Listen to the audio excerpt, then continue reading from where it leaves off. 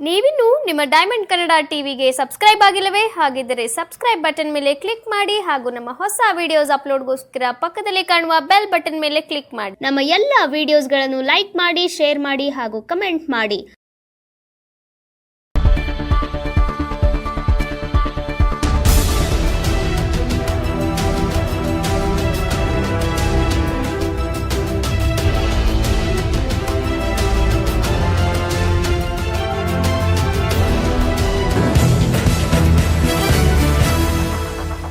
ಸಂಯುಕ್ತ ಆಶ್ರಯದಲ್ಲಿ ನೂತನ ಕಾರ್ಮಿಕ ಭವನ ಉದ್ಘಾಟನಾ ಕಾರ್ಯಕ್ರಮ ಜರುಗಿತು. ನೂತನ ಕಟ್ಟಡವನ್ನು ಕರ್ನಾಟಕ ಸರ್ಕಾರ ಕೃಷಿ ಸಚಿವರು ಹಾಗೂ ಮಂಡ್ಯ ಜಿಲ್ಲಾ ಉಸ್ತುವಾರಿ ಸಚಿವರಾದ ಎನ್ ಚೆಲುವರಾಯಸ್ವಾಮಿ ಅವರು ಟೇಪ್ ಕಟ್ ಮಾಡುವ ಮೂಲಕ ಉದ್ಘಾಟಿಸಿದರು. ಕಾರ್ಯಕ್ರಮದ ಅಧ್ಯಕ್ಷತೆಯನ್ನು ಮಂಡ್ಯ ವಿಧಾನಸಭಾ ಕ್ಷೇತ್ರದ ಜನಪ್ರಿಯ ಶಾಸಕರಾದ ರವಿಕುಮಾರ್ ಗಣಿಗ್ ಅವರು ವಹಿಸಿದರು. ಕಾರ್ಯಕ್ರಮದಲ್ಲಿ ಮಂಡ್ಯ ಜಿಲ್ಲಾಧಿಕಾರಿ ಡಾ ಕುಮಾರ್, ಜಿಲ್ಲಾ ಪೊಲೀಸ್ ವರಿಷ್ಠಾಧಿಕಾರಿ ಮಲ್ಲಿಕಾರ್ಜುನ ವಾರದಂಡಿ, ಜಿಲ್ಲಾ ಪಂಚಾಯತ್ ಮುಖ್ಯ ಕಾರ್ಯನಿರ್ವಹಣಾಧಿಕಾರಿ ನಂದಿನಿ, ನಗರಸಭೆ ಅಧ್ಯಕ್ಷರಾದ ಪ್ರಕಾಶ್ ಎಂವಿ, ಮೂಡ ಅಧ್ಯಕ್ಷರಾದ ನಯೀಂ, ಮೈಶುಗರ್ ಅಧ್ಯಕ್ಷರಾದ ಸಿಡಿ ಗಂಗಾಧರ್, ರವಿಕುಮಾರ್ ಎಸ್ಬಿ ಸೇರಿದಂತೆ ಇತರರು ಹಾಜರಿದ್ದರು.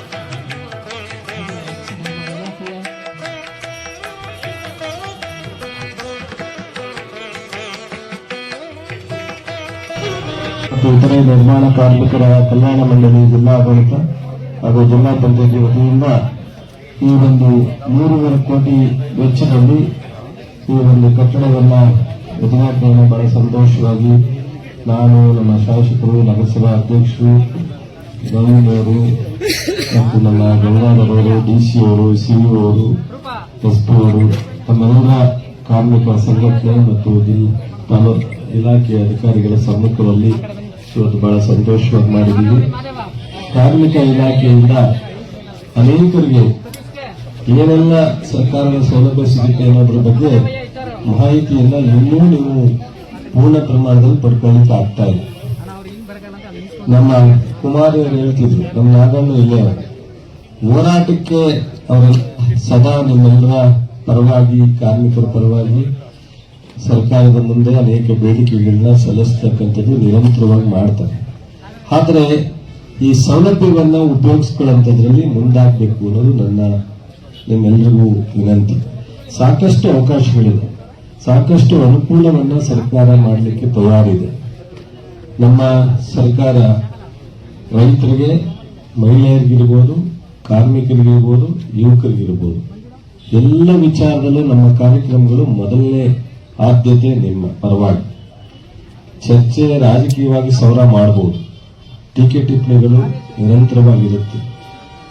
ಮಹಾತ್ಮ ಗಾಂಧಿನೇ ಬಿಡದಿರ್ತಕ್ಕಂಥ ಈ ದೇಶದ ಅನೇಕರು ಇರ್ತಕ್ಕಂಥ ಈ ದೇಶದಲ್ಲಿ ನಾವು ಟೀಕೆ ಬರಲ್ಲ, ಟಿಪ್ಪಣಿ ಬರಲ್ಲ, ಮಾತನಾಡಲ್ಲ ಅಂತಲ್ಲ.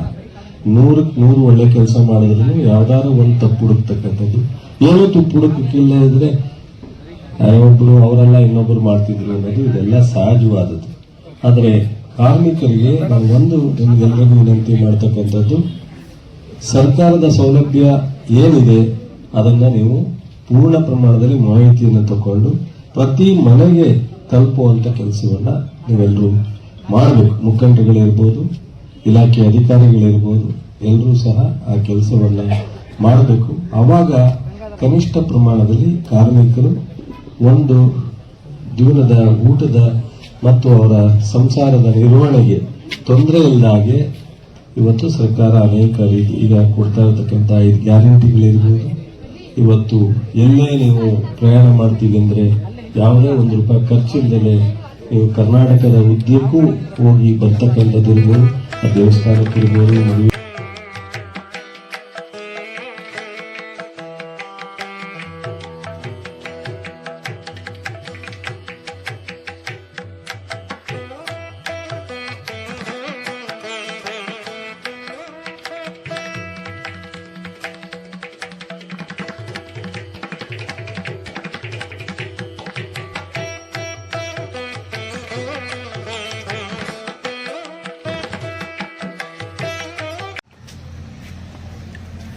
ದಿನ ನಮ್ಮ ಮಂಡ್ಯ ಜಿಲ್ಲೆಯಲ್ಲಿ ನೂತನವಾಗಿ ಕಾರ್ಮಿಕ ಭವನ ಉದ್ಘಾಟನೆ ಆಗಿದೆ. ಈ ಹಿಂದೆ ಬಂದಿಗೋಡ ಬಡಾವಣೆಯಲ್ಲಿ 2ನೇ ಕ್ರಾಸಲ್ಲಿ ನಮ್ಮ ಕಚೇರಿ ಕಾರ್ಮಿಕ ಅಧಿಕಾರಿಯವರ ಕಚೇರಿ ಇತ್ತು. ಇವಾಗ ನಾಗಮಂಗಲ ಮುಖ್ಯ ರಸ್ತೆ ಕೆರೆ ಅಂಗಳದಲ್ಲಿ ನಮ್ಮ ಕಾರ್ಮಿಕ ಅಧಿಕಾರಿಯವರ ಕಚೇರಿ ಜಿಲ್ಲಾ ಕಚೇರಿಯು ಈ ದಿವಸ ಮಾನ್ಯ ಜಿಲ್ಲಾ ಉಸ್ತುವಾರಿ ಸಚಿವರಾದ ಚಲುವರಾಯ ಸ್ವಾಮಿ ಸಾಹೇಬರು ಉದ್ಘಾಟನೆ ಮಾಡಿದ್ದಾರೆ. ಇನ್ನು ಮುಂದೆ ಬಂದಿಗೋಡ ಬಡಾವಣೆಗೆ ಹೋಗಬೇಕಾಗಿರೋವಂಥ ಎಲ್ಲ ಅಧಿಕಾರಿಗಳಾಗ್ಬೋದು, ಕಾರ್ಮಿಕ ಸಂಘದವರಾಗ್ಬೋದು ಮತ್ತು ಕಟ್ಟಡ ಕಾರ್ಮಿಕರಾಗ್ಬೋದು, ಎಲ್ಲರೂ ಇನ್ನು ಮುಂದೆ ನಮ್ಮ ನಾಗಮಂಗಲ ರಸ್ತೆಯಲ್ಲಿ ನೂತನವಾಗಿ ಕಾರ್ಮಿಕ ಭವನ ಕಚೇರಿ ಓಪನ್ ಆಗಿದೆ. ಇಲ್ಲಿಗೆ ಬಂದು ತಮ್ಮ ಅಹವಾಲು, ದೂರುಗಳು, ಬೇರೆ ಇನ್ನಿತರೆ ಎಲ್ಲ ಇಲ್ಲಿ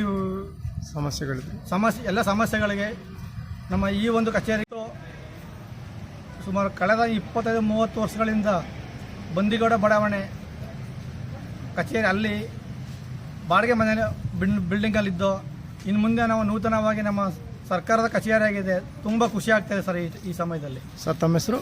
ಸರ್ ಎಂ ಸ್ವಾಮಿ ಅಂತ, ಕಾರ್ಮಿಕ ನಿರೀಕ್ಷಕರು, 2ನೇ ವೃತ್ತ, ಮಂಡ್ಯ ಸರ್. ಓಕೆ. ಮಂಡ್ಯ ನಗರದಲ್ಲಿ ಈ ದಿನ ಕಾರ್ಮಿಕ ಭವನ ಉದ್ಘಾಟನೆ ಆಗಿದೆ. ಈ ಹಿಂದೆ ಬಂದಿಗೋಡ ಬಡಾವಣೆ 2ನೇ ಕ್ರಾಸ್ನಲ್ಲಿ ಈ ಕಚೇರಿ ನಡೆಯುತ್ತಿತ್ತು. ಈಗ ನೂತನ ಕಟ್ಟಡದಲ್ಲಿ ಸರ್ಕಾರದ ವತಿಯಿಂದಲೇ ನಿರ್ಮಾಣವಾದಂಥ ಈ ಕಚೇರಿ ಉದ್ಘಾಟನೆ ಆಯಿತು. ಕಾರ್ಮಿಕ ಬಂಧುಗಳು, ವಿವಿಧ ಕಾರ್ಮಿಕ ಸಂಘಟನೆಗಳು ಈ ಕಚೇರಿಗೆ ಬಂದು ತಮ್ಮ ಕಾರ್ಮಿಕ ಸಮಸ್ಯೆಗಳ ಬಗ್ಗೆ ಮತ್ತು ಯಾವುದೇ ಕಟ್ಟಡ ಕಾರ್ಮಿಕರ ನೋಂದಣಿ ಆಗಲಿ, ನವೀಕರಣ ಆಗಲಿ, ಬೇರೆ ಯಾವುದೇ ಕಾರ್ಮಿಕರ ಬಗ್ಗೆ ಅಹವಾಲಾಗಲಿ ಅಥವಾ ಕಾರ್ಮಿಕರ ಸಮಸ್ಯೆಗಳ ಬಗ್ಗೆ ಈ ಕಾರ್ಮಿಕ ಅಧಿಕಾರಿ ಕಚೇರಿಗೆ ಬಂದು ಜಿಲ್ಲಾ ಕಾರ್ಮಿಕ ಅಧಿಕಾರಿ ಅಥವಾ ಕಾರ್ಮಿಕ ನಿರೀಕ್ಷಕರು ಶ್ರೀ ಸ್ವಾಮಿ ಮತ್ತು ಶ್ರೀ ಗಂಗಾಧರ್ ಅವರನ್ನು ಭೇಟಿ ಮಾಡಿ ತಮ್ಮ ಕಾರ್ಮಿಕ ಸಮಸ್ಯೆಗಳನ್ನು ಬಗೆಹರಿಸಿಕೊಳ್ಳಬಹುದು ಎಂದು ಈ ಮೂಲಕ ನಾನು ಈ ಹಿಂದೆ ಕಾರ್ಮಿಕ ಅಧಿಕಾರಿಯಾಗಿ ಕೆಲಸ ನಿರ್ವಹಿಸಿರುತ್ತೇನೆ. ಕಾರ್ಮಿಕ ಇಲಾಖೆ ಕಚೇರಿ ತುಂಬ ಅಚ್ಚುಕಟ್ಟಾಗಿ ವಿವೇಕಾನಂದ ನಗರದಲ್ಲಿ ಉದ್ಘಾಟನೆ ಆಗಿರೋದು ತುಂಬ ಸಂತೋಷ. ದಯಮಾಡಿ ಎಲ್ಲ ಕಾರ್ಮಿಕ ಬಂಧುಗಳು ಕಾರ್ಮಿಕ ಇಲಾಖೆಯಲ್ಲಿ ದೊರೆಯುವ ಎಲ್ಲ ಕಾರ್ಮಿಕ ಇಲಾಖೆಯ ಸೌಲಭ್ಯಗಳನ್ನು ಸದುಪಯೋಗಪಡಿಸಿಕೊಳ್ಳಬೇಕೆಂದು ಕಾರ್ಮಿಕ ಬಂಧುಗಳಲ್ಲಿ ಈ ಮೂಲಕ ಡೈಮಂಡ್ ಮಾಧ್ಯಮದ ಮೂಲಕ ವಿನಂತಿ ಮಾಡಿಕೊಳ್ಳುತ್ತಿದ್ದೆ. ಸರ್ ತಾವೇನಾಗಿದ್ದೀರಾ? ನಾನು ಈ ಹಿಂದೆ ಮಂಡ್ಯದಲ್ಲಿ ಕಾರ್ಮಿಕ ಅಧಿಕಾರಿ ಕಾರ್ಯನಿರ್ವಹಿಸುತ್ತೇನೆ. ಈಗ ನಾನು ಮೈಸೂರು ಸಕ್ಕರೆ ಕಂಪನಿ ನಿಯಮಿತ ವಿಚಾರಣಾಧಿಕಾರಿ ಕಾರ್ಯನಿರ್ವಹಿಸಿರುತ್ತೇನೆ ಮತ್ತು ಮಂಡ್ಯ ವೈದ್ಯಕೀಯ ವಿಜ್ಞಾನಗಳ ಸಂಸ್ಥೆಯಲ್ಲಿ ಸಹ ಕಾರ್ಮಿಕ ಅಧಿಕಾರಿ ಮತ್ತು ಕಾರ್ಮಿಕ ಕಾಯ್ದೆಗಳ ಬಗ್ಗೆ ಸಲಹೆಗಾರಕ್ಕೆ ಕಾರ್ಯನಿರ್ವಹಿಸುತ್ತೇನೆ ಮತ್ತು ಕಾರ್ಮಿಕರಿಗೆ ಯಾವುದೇ ಆಗಲಿ ಬಡ ಕಾರ್ಮಿಕರಿಗೆ BPL ಕಾರ್ಡ್ಗಳಿಗೆ ಉಚಿತ ಕಾರ್ಮಿಕ ಕಾನೂನುಗಳ ಬಗ್ಗೆ ಸಲಹೆ ಸಹ ಕೊಡುತ್ತೇನೆ. ಯಾವುದೇ ಕಾರ್ಮಿಕರಿಗೆ ಯಾವುದೇ ಥರವಾದ ಕಾರ್ಮಿಕ ಸಮಸ್ಯೆಗಳು ಇದ್ದಂಥದ್ದಲ್ಲಿ ನಾನು ಅವರಿಗೆ ಸೇವೆ ನೀಡಲು ಸದಾ ಸಿದ್ಧನಿರುತ್ತೇನೆಂದು ನಾನು ಈ ಡೈಮಂಡ್ ವಾಹಿನಿ ಮೂಲಕ ತಮ್ಮಲ್ಲಿ ಈ ಮಾಹಿತಿಯನ್ನು ತಮ್ಮಲ್ಲಿ ಹಂಚಿಕೊಡುತ್ತಿದ್ದೇನೆ. ಸರ್ ತಮ್ಮ ಹೆಸರು? ನನ್ನ ಹೆಸರು P. ವಿಜಯದೇವ ನಾಯ್ಕ್, ನಿವೃತ್ತ ಕಾರ್ಮಿಕ ಅಧಿಕಾರಿ, Gandhinagar, Mandya. Labour department open ಆದ್ರಿಂದ ಬಾಡಿಗೆನೇ ಕಟ್ಟಿ ಇಲ್ಲಿವರೆಗೂ ಖಾಸಗಿ ಕಟ್ಟಡದಲ್ಲಿದ್ದು ಈಗ ಸ್ವಂತ ಕಟ್ಟಡ ಆಗಿದ್ದರಿಂದ ಎಲ್ಲರಿಗೂ ಜಿಲ್ಲಾ ಮಟ್ಟದಲ್ಲಿ ಕೆಲಸ ಮಾಡೋಕೆ ಎಲ್ಲರೂ ಹುಮ್ಮಸ್ಸು ರೂಪ ಬಂದಿದೆ. ಸಾರ್ವಜನಿಕರಿಗೆ ಎಲ್ಲರೂ ಕಾಲಕ್ಕೆ ಅವರ ಕಾರ್ಮಿಕರಿಗೆ ಅನುಕೂಲ ಮಾಡಿಕೊಡುವ ಅಂತ ನಮ್ಮ ಆಸೆ ಇದೆ. ಅದರಂತೆ ಹೇಗನ್ಸ ಸರ್ ಖುಷಿ? ಇಷ್ಟು ದಿವಸ ಬಾಡಿಗೆ ಕಟ್ಟಡದಲ್ಲಿದ್ದರೆ ಇವಾಗ ಸ್ವಂತ ಕಟ್ಟಡಕ್ಕೆ ಆಗಮಿಸಿದ್ರೆ ಅದೇ ಖುಷಿ ಇದೆ. ಹಾಂ okay, thank you sir. Sir ಹೇಗನ್ಸ ಸರ್ ಖುಷಿ? ತುಂಬ ಖುಷಿ ಆಗ್ತಾ ಇದೆ. ನಾವು ಈಗ ಈ ಮೊದಲು ನಾವು ಖಾಸಗಿ ಕಟ್ಟಡದಲ್ಲಿ ಕೆಲಸ ಮಾಡ್ತಾ ಇದ್ದೋ.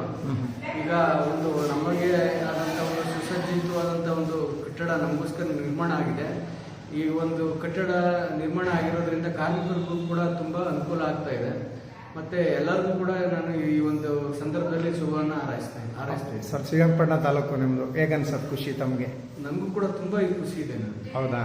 ನಾನು ಇಲ್ಲಿ ಮಂಡ್ಯದಲ್ಲಿ FD ಆಗಿ ಒಂದು 7 ವರ್ಷ ಕೆಲಸ ಮಾಡಿದ್ದೆ ಇದೇ ಮಂಡ್ಯ ಆಫೀಸ್ನಲ್ಲೇ. ಓಕೆ.